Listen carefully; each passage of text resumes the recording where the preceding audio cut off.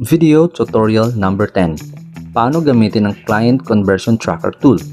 On your screen, tap mo yung Open Tools at itap mo yung Client Conversion Tracker.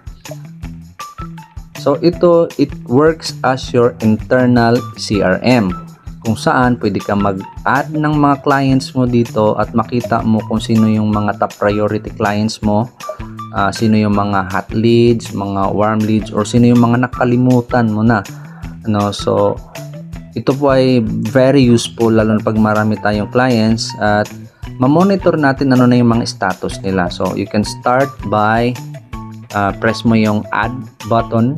For example, type mo yung client name, example Uli, then example OFW ba siya, then ano ba yung binibili niyang lupa, example house and lot or farm lot, resort lot, example na natin house and lot, and then prospecting pa lang din siya, ayun, example nasa qualifying na siya, and notes for example OFW.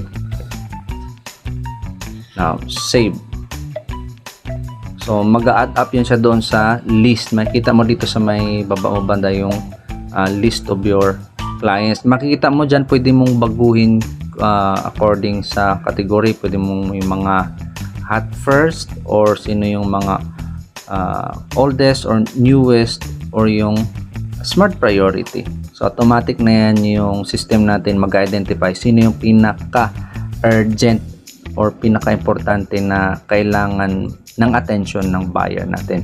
So ito po ay malaking gamit kasi nga sa dami ng kliyente nakalimutan na natin ano na yung mga transactions natin or ano yung na-miss out natin or ano yung kailangan natin i-follow up sa mga clients natin, which is ito yung pinaka-importante dito sa real estate transaction as agent is yung communication natin, yung service natin sa ating mga clients. Okay, so that's it.